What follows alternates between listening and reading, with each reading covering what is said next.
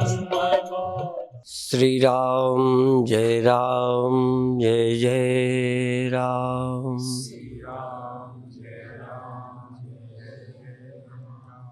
श्री राम जय जय राम।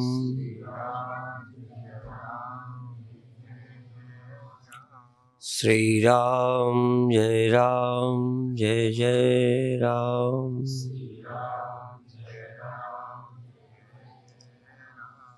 सच्चिदानंद भगवान की, सनातन धर्म की।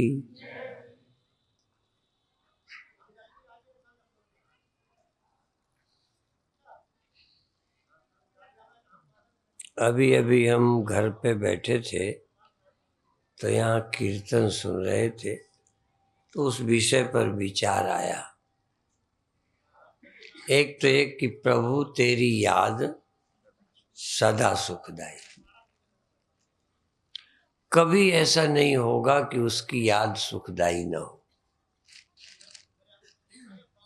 याद ना करें ये बात अलग है, याद ना आए बात अलग है, पर कभी भी परमात्मा की, प्रभु की याद दुखदाई नहीं हो सकती। बल्कि कोई भी दुख हो, उस दुख में याद ना आ सके ये तो संभव है, पर किसी भी दुख में परमात्मा की याद आ जाए और दुख रह जाए ये संभव नहीं है।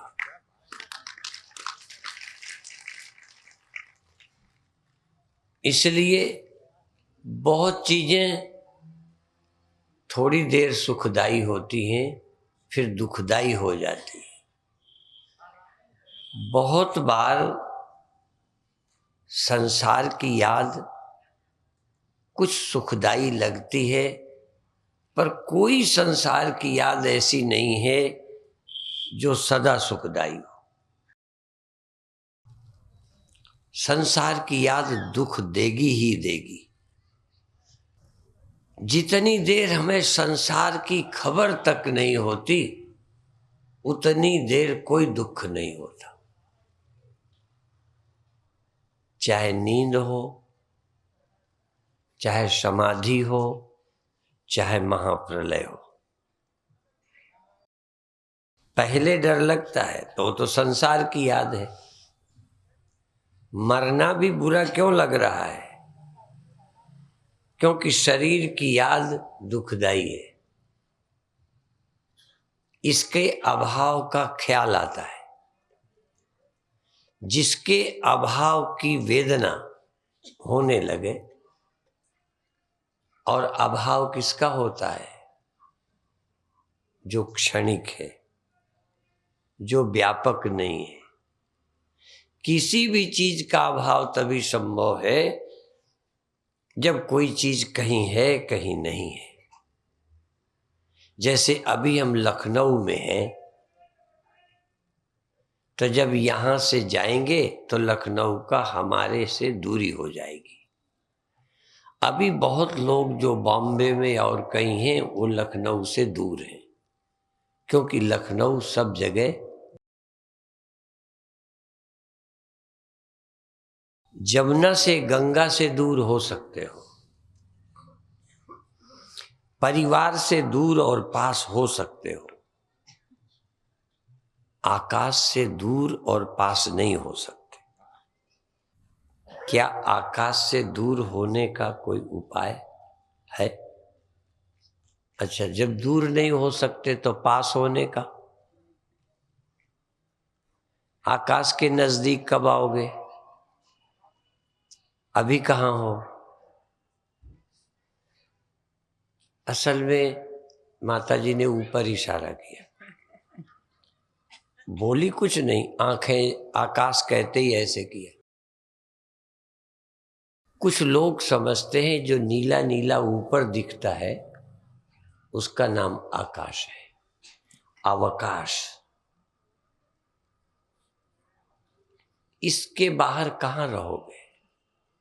जहां भी हम हैं आकाश में हैं।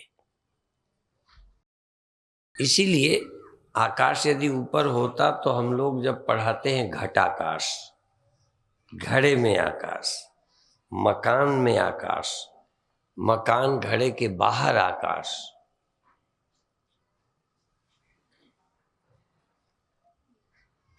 तो ब्रह्म का ध्यान बहुत आसान है, पर पहचान नहीं है। जैसे प्रचलित होने के कारण हम आकाश ऊपर को मानते हैं। हम सहज सब लोगों के अंदर धारणा आकाश की है ऊपर, और भगवान की भी कल्पना ज्यादातर ऊपर है। हम छोटे से यही सुनते थे, हाथ जोड़ेंगे तो लगता है जैसे ऊपर है। ऐसे पढ़ते रोज हैं, सुनते रोज हैं, समझते रोज हैं, रामायण में, गीता में, सब जगह, पर मानते ऊपर ही है। कैसी धारणा बन जाती है जिसका तोड़ना कितना कठिन है। हम छोटे थे, कभी ओले गिरे, कभी कुछ हुआ तो ऊपर ही, हे भगवान। मना नहीं है, ऊपर शब्द का प्रयोग ग्रंथों में आया है। कई मजहबों में तो सीधा चौथे आसमान, सातवें आसमान की भी बात कही है। हमारे यहां भी है।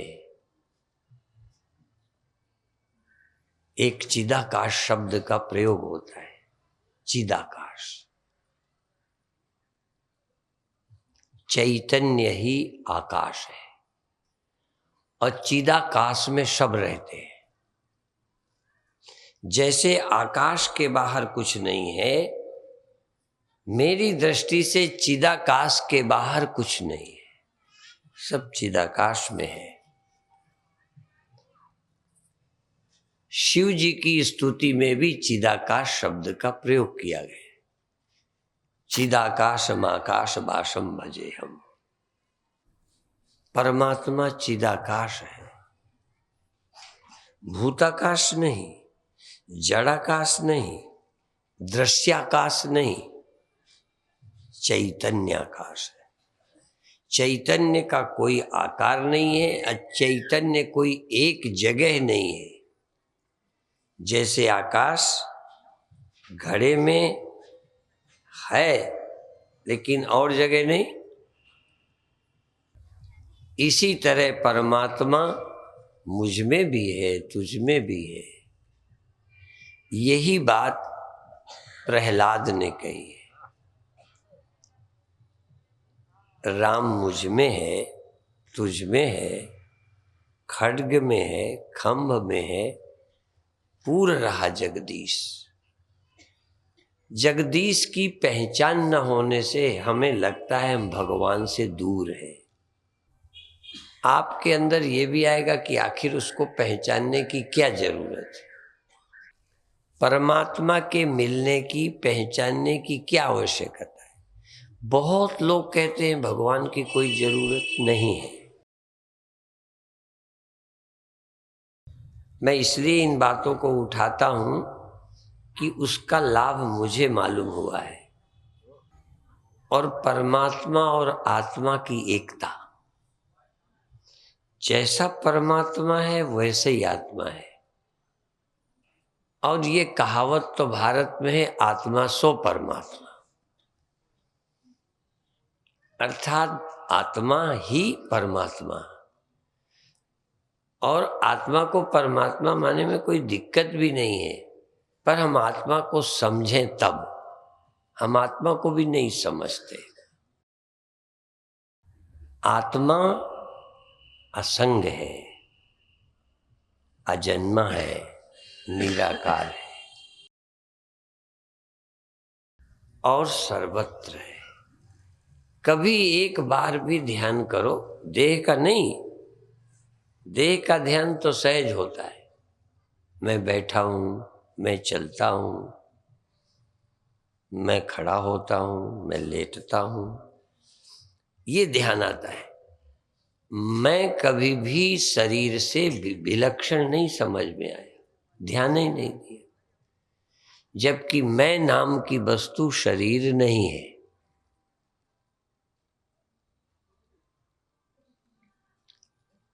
और मैं नाम की जो वस्तु है वो मन नहीं है।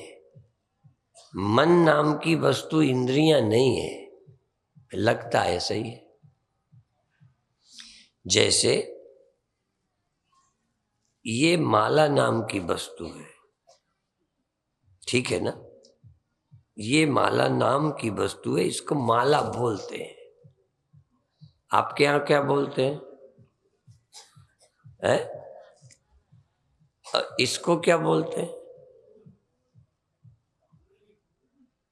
ठीक है ना? जिसका नाम होता है उससे उसकी पहचान होती है। फूल नाम से इसकी पहचान है। और चलो, फूल में भी कई तरह के होते हैं।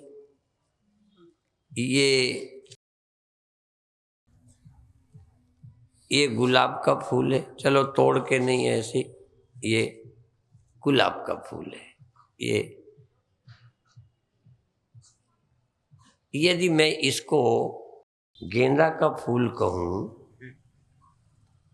तो आप क्या कहोगे? ठीक है? नहीं। अच्छा, इसको मैं माला कहूं, बस एक छोटा सा छोटा फर्क समझना है। इसको यदि मैं माला कहूं तो भी नहीं मानोगे, इसको मैं गुलाब का फूल कहूं तो नहीं मानोगे, और इसको मैं फूल कहूं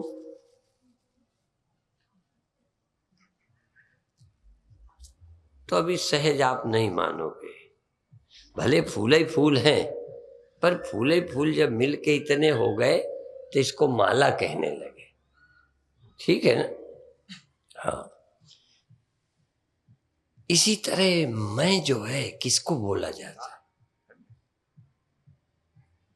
कि सब चीजों की परिभाषा है, नाम है, उसका पहचान है। ये मैं की पहचान क्या है?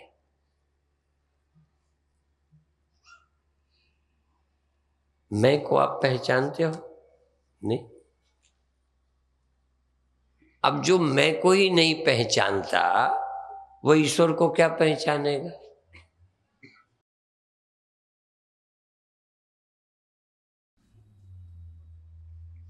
और मैं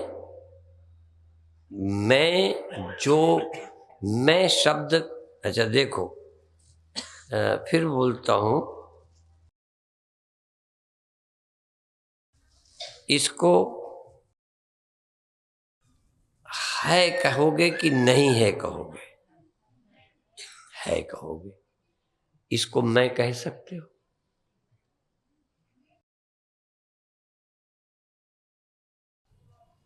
अच्छा, जो रोटी रखी है उसको पूछूं कि ये क्या है कि मैं? है।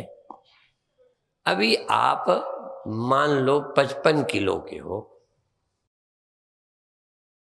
और आधा किलो पानी पी लिया, पाव भर रोटी दाल सब्जी खा ली, अब आप 56 किलो हो गए। तो 55 किलो आप हैं कि 56 किलो आप? और 56 किलो 1 किलो क्या है? 1 किलो दाल रोटी है। ठीक है? अच्छा, ये जब आप पैदा हुए थे कितने किलो के? अब इतने किलो का इसमें क्या भर लिया है? दाल रोटी सब्जी। इसको मैं कैसे कहने लग गए? ये तो है को तुमने मैं के साथ बांध के बेईमानी की है।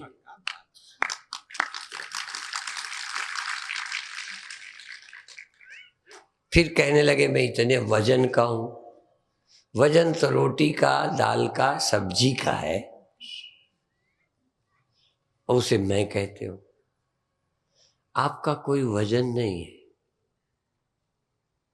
आपका कोई आकार भी नहीं है, आपके विषय में कभी सोचा ही नहीं है।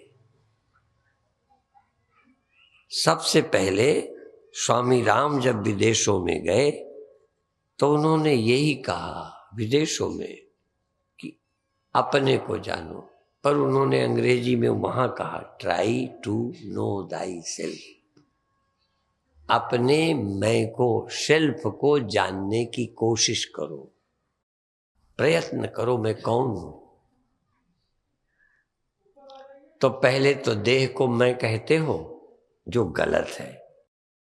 दूसरा,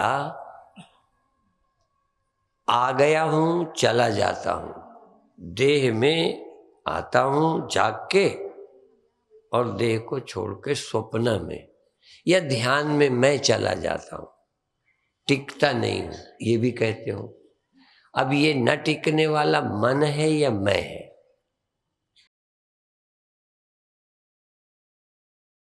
क्या इस बात में कायम रहते हो ध्यान के समय कि ये मन है मैं नहीं हूं? ध्यान बहुत करते हो। एक माता ने शिकायत की कि अब मेरा ध्यान नहीं लगता। मैंने कहा माता जी मेरा भी नहीं लगता। सही बात है, पहले लगता था जब मैं बुद्धू था, अब मन लगना बंद हो गया। पर मुझे कोई परेशानी नहीं है। क्यों? मैं मन नहीं हूं। मैं कहता ही नहीं। जिस समय ये समझ पाता हूं कि मन मैं नहीं हूं तो मैं चंचल नहीं हूं। पर यह समझना कितना कठिन है। मैं देह नहीं हूं जैसे ये समझना कठिन है, मैं मन नहीं हूं और इसलिए चंचल नहीं हूं। फिर दूसरा, मैं कोई रिफ्लेक्शन, आभास नहीं हूं जो मैं आया हूं और वापस होता हूं। दो भ्रांतियों का आज जिक्र करूंगा। दो भ्रांतियां। चिड़िया को एक भ्रांति होती है, मनुष्य को दूसरी भ्रांति होती है। दो भ्रांतियों से छुटकारा चाहिए। चिड़िया शीशे के सामने होती है तो चिड़िया को यह चिड़िया है उसे देखती है और उसको है मानती है, जबकि वो है नहीं, पर दिखती है। अब दिखती है, प्रत्यक्ष में प्रमाण की जरूरत चिड़िया को नहीं है। समझ में आए? प्रत्यक्ष में चिड़िया को प्रमाण की जरूरत नहीं है, क्योंकि चिड़िया को दिख रही है। और हमारी समझ में प्रत्यक्ष में हम प्रत्यक्ष को प्रमाण ही नहीं मानते। सारे नास्तिक लोग प्रत्यक्ष को ही प्रमाण मानते हैं। दूसरे लोग हैं जो अनुभूति को प्रमाण मानते हैं। आप दुखी हैं, इसमें क्या प्रमाण है? कहोगे मुझे अनुभव होता है। आप गरीब हैं, इसमें क्या प्रमाण है? आप बड़े हो गए हैं, इसमें क्या प्रमाण है? हो जाते हो ना बड़े, झूठ नहीं बोलना। आप बड़े नहीं हो जाते हो, हाँ? शरीर से नहीं, हाँ। कितने लोग बड़े हैं और कितने बेचारे छोटे हैं। मैं पूछूं तुम्हारे पास सबूत क्या है बड़े होने का, छोटे होने का? तर्क क्या है, लॉजिक क्या है? बताओ। तो पागल नहीं हो।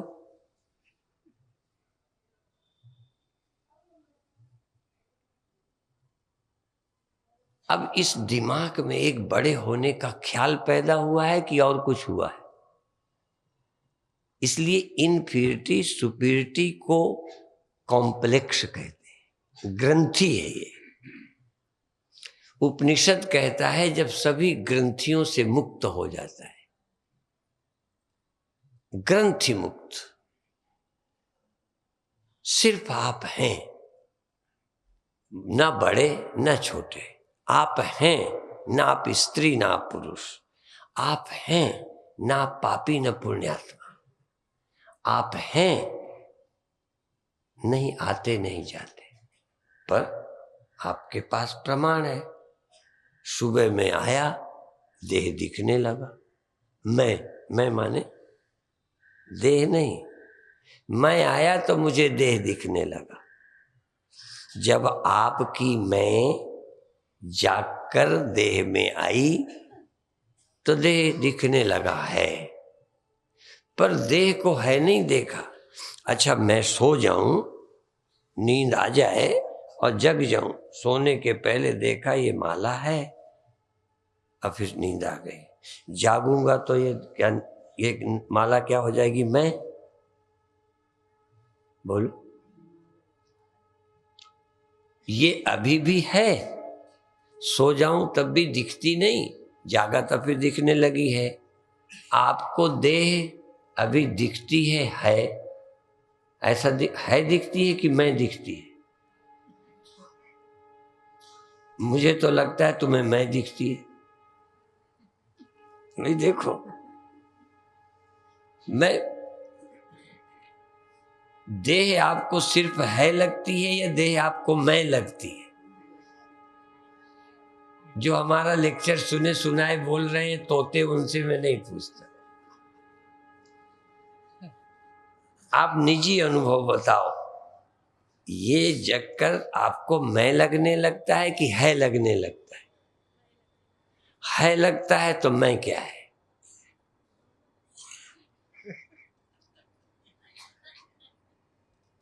अच्छा, मैं वो है जो जगी, मैं वो है जो सो जाती है। सो जाती है तो यह दिखना बंद हो जाता है।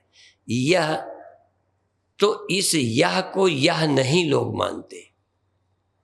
इदं शरीरम कौन्तेय क्षेत्रमित्यभिधीयते। यह जो दिखाई देता है ये देह है। इसको जो देखता है वो क्षेत्रज्ञ है।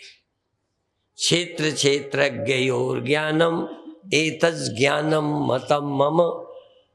क्षेत्र को क्षेत्र, क्षेत्रज्ञ को क्षेत्रज्ञ जानना, यह ज्ञान है। और क्षेत्रज्ञ क्षेत्र में मिलकर क्षेत्र को मैं जाने, यदतोन्यथा,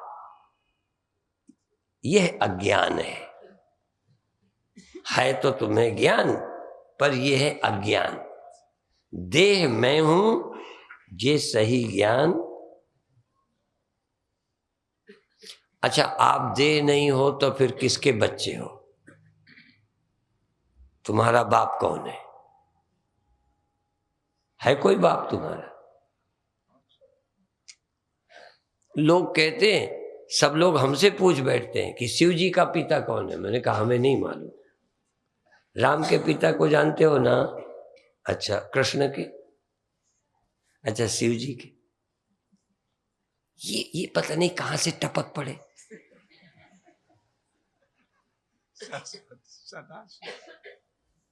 जिनके बाप का पता ही नहीं। तुम्हें नहीं पता होता, चलो किसी विद्वान से पूछो। हम ही को पता नहीं शिव के बाप का। और सच बताऊं, हमें तब तुम्हारे बाप का भी पता नहीं चला। क्योंकि जिसका जन्म हुआ उसका बाप होता है। जिसका जन्म है उसका बाप है। तुम जन्मे नहीं, तुम्हारा बाप कैसे? और जिस दिन तुम ये जान जाओगे तुम जन्मे नहीं, उस दिन तुम्हारा भी बाप नहीं, और उस दिन तुम भी शिव हो गए। शिव का कोई पिता नहीं है। और शिव ही एक ऐसे हैं जो दो तरह के दिखाते हैं। अभी जिनके घर में मैं हूं, कैलेंडर है एक, मैंने देखा शिवलिंग भी है और शंकर जी भी बैठे। मैंने कहा दो क्यों बनाते? जो आकार है वो तो शंकर है, और जिसके हाथ पांव नहीं वो शिव है। शिव जी के हाथ पांव नहीं है, पर हाथ पांव बाला और शिव इकट्ठे हो गए तो वही शंकर कहलाते हैं, और हाथ पांव उतार दें तो शिव कहलाते हैं। तुम भी इस शव को ओढ़ लो ना, इस शरीर को मैं से मिला लेते हो तो शंकर हो गए। चाहे शंकर हो गए, चाहे वर्ण शंकर हो गए।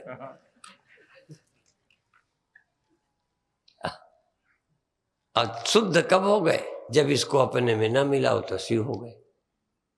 मेरे गुरुदेव कहते थे तुषा से भूसी से मिले हुए चावल का नाम धान है। भूसी से, छिलके से मिले हुए चावल का नाम धान है। अब भूसी से अलग हुए,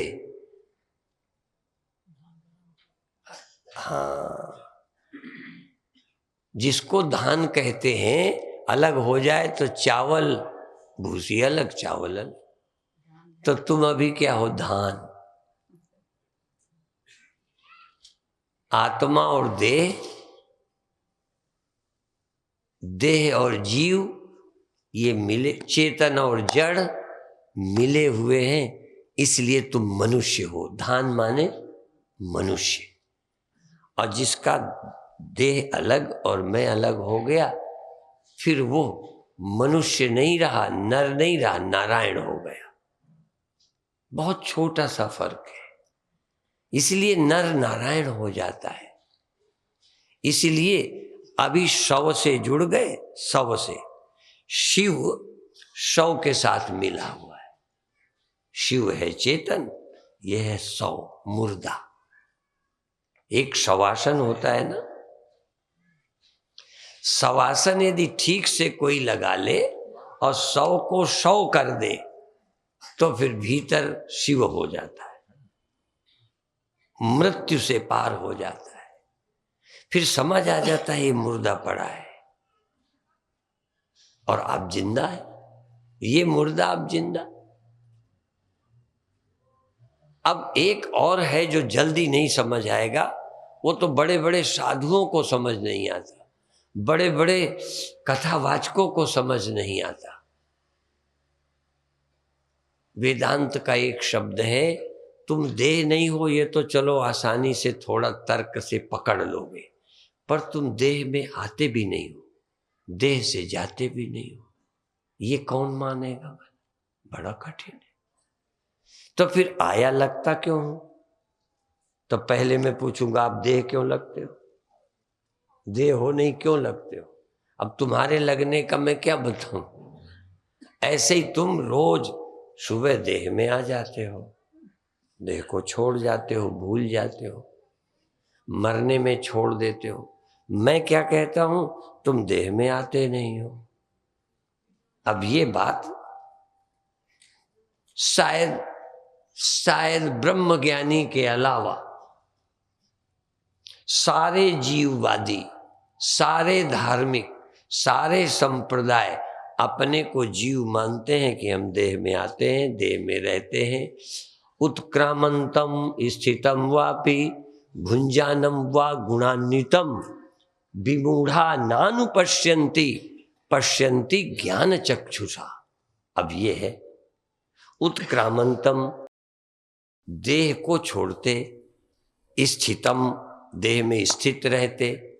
जैसे अभी देह में स्थित हो, अब बाद में उत्क्रमण करोगे, यद्यपि वहां पहले कह दिया उत्क्रामंतम, किसी शरीर से उत्क्रमण किया, स्थितम वापि भुंजानम वा गुणान्वितम, शरीर में रह के सुख दुख गुण जागृत स्वप्न सुषुप्ति भुंजानम भोगते हुए और शरीर को छोड़कर जाते हुए, विमूढ़ा नानुपश्यन्ति, इस रहस्य को मूढ़ लोग नहीं जानते। विमूढ़ा नानुपश्यन्ति, मानते हैं कि हम आ गए चले गए, भोग रहे, भोगते मानते हैं, आए मानते हैं, छोड़ते मानते हैं, परंतु गीता कहती है विमूढ़ा नानुपश्यन्ति पश्यन्ति ज्ञान चक्षुषा। ज्ञान चक्षु से देख पाते हैं, वो मूढ़ नहीं है। इसी को दूसरे श्लोक में गच्छन्त्यमूढ़ा पदमव्ययम् तत्, जो मूढ़ नहीं है, ज्ञानी है, वो अव्यय पद को गच्छन्ति अमूढ़ा पदम अव्ययम, जहां कुछ भी व्यय नहीं होता, खर्च नहीं होता, अब देखो व्यय रोज मालूम पड़ता है। जैसे बिजली व्यय होती है, आप लोग जब जलाते हो ना, हीटर जलाते हो, बल्ब जलाते हो, तो बिजली व्यय होती है कि नहीं? वो नाप लेते हैं कि इतनी जलाई है तुमने। बिजली व्यय होती है। इसीलिए ये कहा जाता है कि भाई कम जलाओ, नहीं बिल और आएगा। ठीक है। और गच्छन्त्यमूढ़ा पदमव्ययम तत्, जो मूढ़ हैं वो तो व्यय को प्राप्त होते हैं। देखो व्यय, जिंदगी व्यय होती है, सुख व्यय होता है, जागृत व्यय हो जाता है, जागृत अवस्था का खर्च हो जाता है, चुक जाती है, फिर नींद आ जाती है। व्यय ना होता जागृत तो जागृत बने रहते। तो गच्छन्त्यमूढ़ा पदमव्ययम तत्, मूढ़ लोग तो व्यय होते हैं, चुक जाते हैं, खर्च हो जाते हैं, जीना खत्म, मरने का आ जाता है, जागना खत्म, सोना आ जाता है, व्यय हो जाता है। जैसे पानी किसी का घड़े का पियो कम हो जाएगा, बोतल का पियो कम हो जाएगा, व्यय हो गया। आप ऐसी चीज को जानते हो जो व्यय नहीं होती, मिली है आपको। आयु व्यय होती है, सुख व्यय होता है, जागृत स्वप्न सुषुप्ति अवस्थाओं का व्यय होता है, सूर्य भी व्यय हो रहा है, कब बुझ जाएगा पर व्यय हो रहा है। आयु लंबी है पर व्यय हो रहा है। एक चीज है अव्यय, पर उसको कौन प्राप्त करता है? गच्छन्ति अमूढ़ा पदम अव्ययम तत्, उस अव्यय पद को, जहां कभी पद में कोई कमी वेशी नहीं होती, जहां जीवन न बढ़ता है न घटता है, न आता है न जाता है, कोई भी चेंज नहीं होती, ऐसा जीवन है। पर वो मिलता किसे है? ज्ञानी को।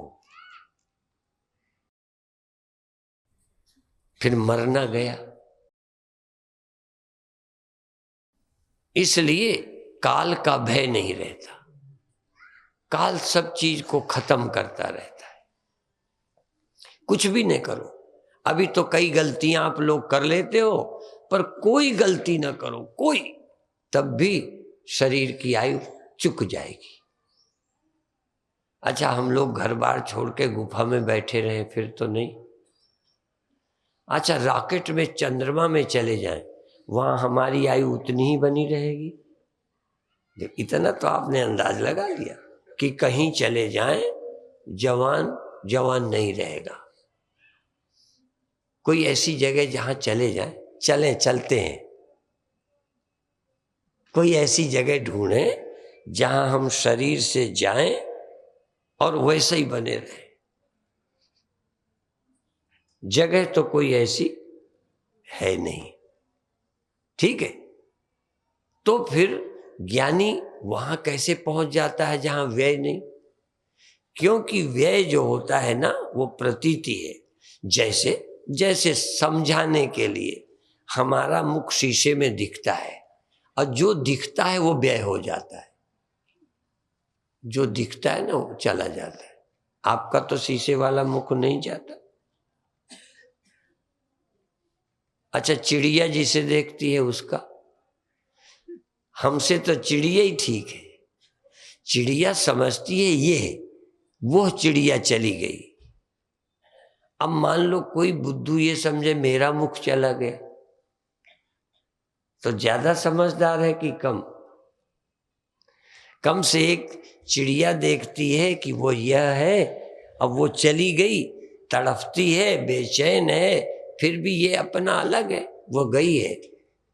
अब गई को कोई मैं मान ले, अब बच भी गया। देखो, तुम्हारा मुख बच भी गया, तुम्हारा मुख चला भी गया। वहां चिड़िया बच गई, चिड़िया गई, ठीक। चिड़िया चली गई जो उसको लगती थी है, और चिड़िया बच गई जो तड़प रही है। अब यहां हम दूसरी बात कहते हैं कि यहां मैं ही चला गया, मैं ही बच गया। शीशा देखा, उसको मैं समझता था, जागृत अवस्था को मैं समझता हूं मैं, और जागृत चली गई, तो स्वप्न में भी मैं था, स्वप्न चला गया, फिर भी मैं बच गया। तो मैं किसे मैं मानता हूं, जो चला जाता है या जो बच जाता है? मेरा मैं किसमें है? तो चले जाने वाले को मैं मान लेता हूं, इसलिए मैं व्यय होता मानता हूं। ज्ञानी जाने वाले को मैं नहीं जानता, इसलिए ज्ञानी कभी जाता ही नहीं, कभी व्यय होता नहीं, कभी आता ही नहीं। ज्ञानी आए हुए को मैं नहीं मानता, ज्ञानी चले जाने वाले को मैं नहीं मानता, इसलिए ज्ञानी जाता नहीं, ज्ञानी आता नहीं। तो देह को मैं मानने वाले मरते हैं। इस प्रतीति को जो जागृत प्रतीत होती है शीशे की तरह, जैसे सूर्य, और चला गया, असली थोड़ी गया, वो तो नकली गया। तो गया वो है ही नहीं, जो आया वो है ही नहीं, वो तो शीशे में चमक है। अंतःकरण में जो चैतन्य मालूम पड़ता है वही आया वही जाता है, तो असली तो जाता ही नहीं। तो अज्ञानी को आना जाना लगता है, इसलिए वेदांत कहता है आवागमन की भ्रांति है। शब्द हैं उसके, मैं वेदांत लिखता नहीं हूं, वेदांत पढ़ा है। कोई हम वेदांत के ग्रंथों के, वेद के, उपनिषद के, सत्य के रचयिता नहीं है। हम तो सत्य के दृष्टा हैं, सत्य को समझते हैं। तो देह को मैं मानने वाले मरते हैं, इस जीव को मैं मानने वाले आने जाने वाला मानते हैं, और जो आने जाने वाले को आभास समझते हैं और अपनी सच्ची मैं को समझते हैं, वो आने जाने की भ्रांति से भी मुक्त हो जाते हैं। ये है अध्यात्म। है तो थोड़ा कठिन, तो मैं क्यों सुनाता हूं कठिन? इसलिए कि कोई न कोई विद्यार्थी को यह भी चाहिए, सबको नहीं चाहिए। सब लोग साइंस नहीं पढ़ते, सब लोग गणित नहीं पढ़ते, सब लोग डॉक्टरी नहीं पढ़ते, नहीं पढ़े, ये तो अपनी रुचि की बात है। पर विश्व में कोई तो है जिसको इसकी जरूरत है, जो मृत्यु से और आवागमन के बंधन से छूटना चाहता है, उसके लिए है। ये तो जन्म मरण और आवागमन, ये दोनों भ्रांतियां हैं। ये आत्मा अजन्मा है, अविनाशी है, अचल है, सनातन है। न जायते मृते वा कदाचिन। ये नहीं कहते कभी कभी मरती है, कभी नहीं मरती। न जायते, और ये कौन सी आत्मा जो ऊपर रहती है? अच्छा, ये कथा शरीरधारी में रहने वाली आत्मा की बात थी कि ऊपर रहने वाली?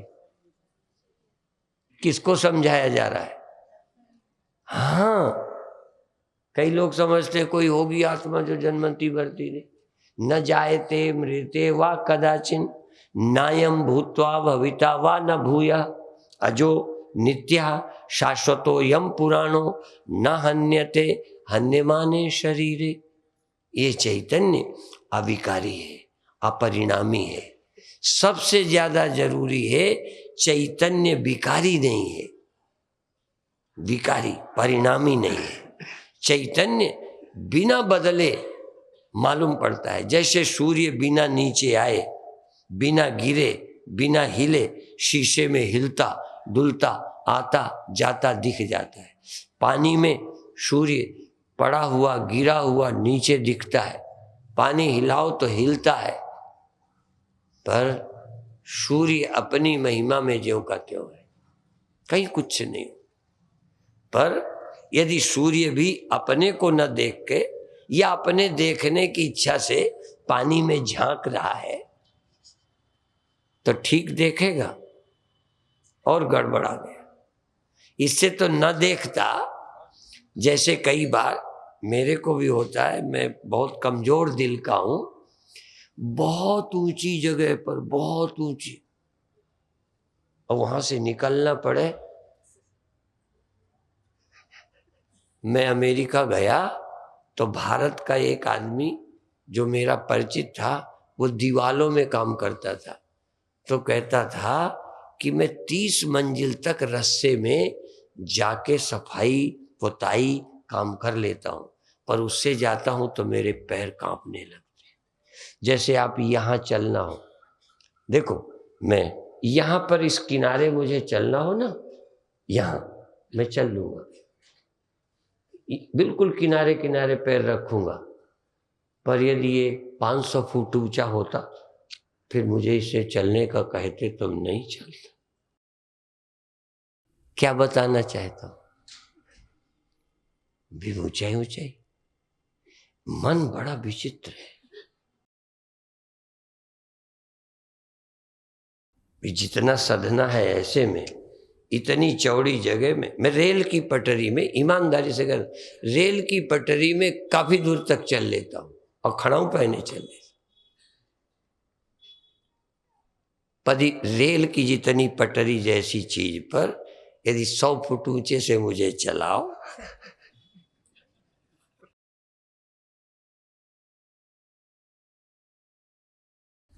तो क्या हालत होगी? ये साइकोलॉजी, अभी आपके जीवन में सब साइकोलॉजिकल बातें हैं, इसीलिए मन से परे, मन से परे होना। नींद में मन नहीं था, कोई समस्या नहीं। अभी भी जितनी देर आप मन की कल्पनाएं छोड़ देते, मैं व्यवहारिक भूख प्यास के लिए नहीं कहता, व्यवहारिक जगत के विकास के पक्ष में हूं, पर दिमागी तौर पर जो आप हीन भावनाओं से भरे हो, अब कितना कर लेने के बाद भी हीन भावना जाती नहीं, अधूरापन जाता नहीं, उस ख्याल से मुक्त होने के लिए बुद्धि के पार जाना है। यो बुद्धे परतस्तुषा, जो बुद्धि से ऊपर है वो आप है, पर आप तो बुद्धि में ही चिपटे बैठे।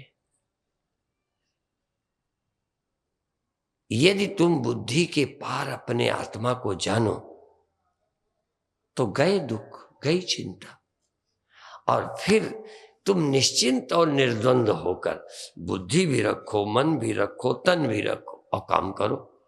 अब तुम्हें कुछ पाना बाकी न रहा, तुम्हें खोने का डर न रहा, तुम्हें अब कोई, मैं क्या बताऊं, जिसमें लोग पागल हुए हैं, जिन्हें देश की चिंता नहीं। अब देखो, एक तरफ मुझे देश की चिंता नहीं, मैं जब बोलता हूं तो ब्रह्म के सिवा कोई चर्चा ही नहीं करता, क्योंकि मुझे लगता है जिस ब्रह्म की चर्चा के बाद मैं इतना करने में मुक्त हो गया, निस्वार्थ हो गया, तुम भी जब ये समझ जाओगे तो इन बेईमानों की तरह राजनीति में नहीं पड़ोगे, तुम देश के अच्छे काम करो।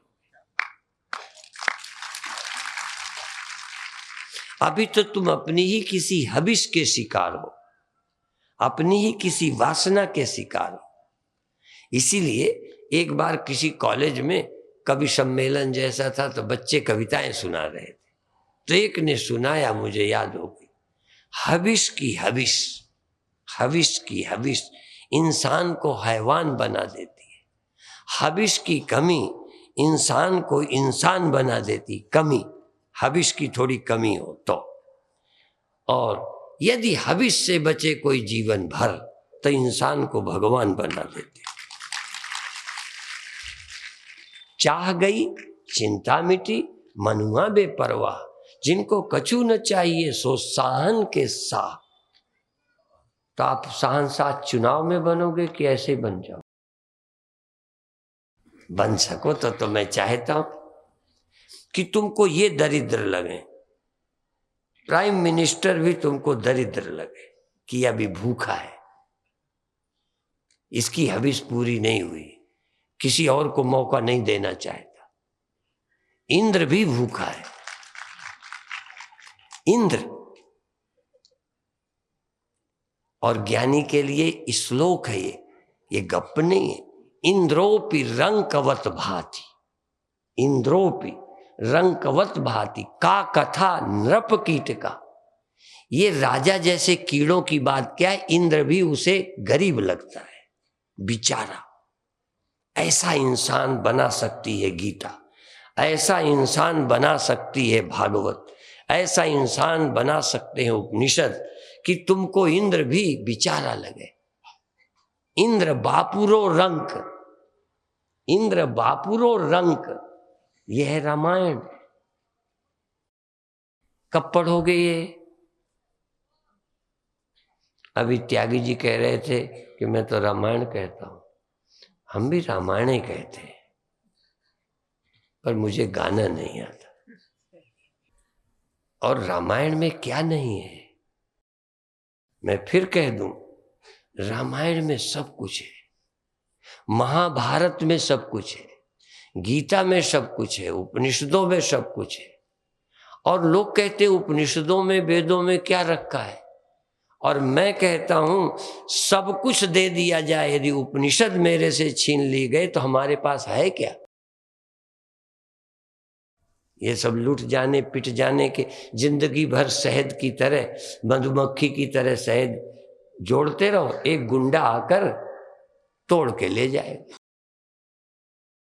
और यदि कोई गुंडा आतंकवादी नहीं भी आएगा तो काल से बड़ा गुंडा है कोई?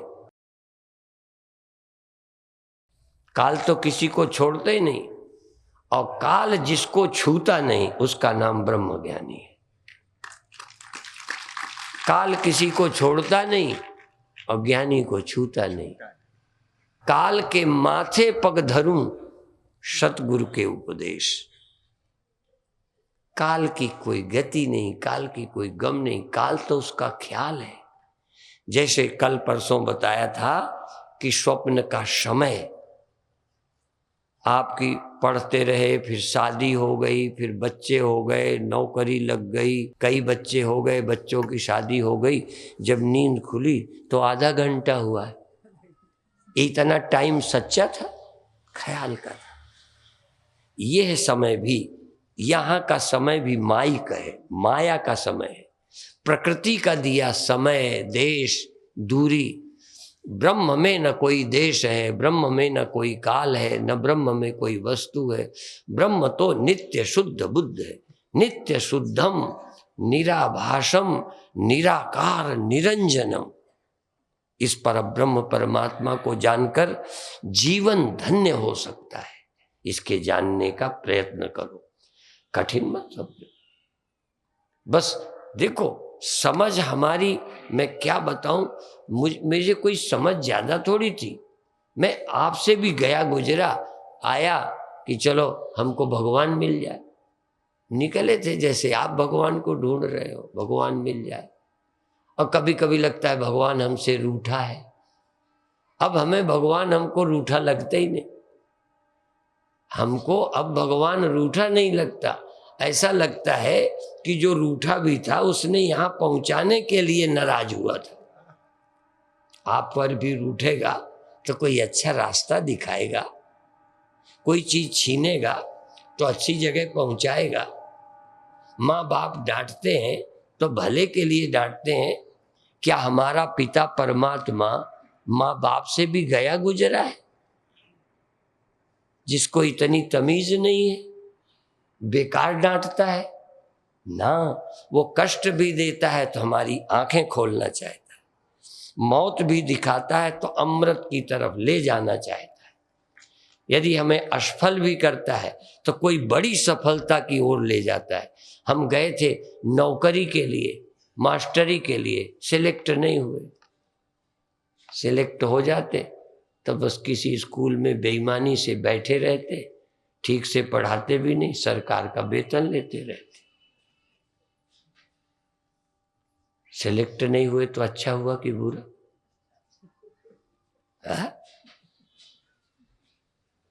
अब तुमको भी कभी एक बेटी आ जाई थी, उसको कई ऐसी असफलताएं हो रही हैं, जितनी मेहनत कर रही है, चिंता करती है, थोड़ा रोने लगी।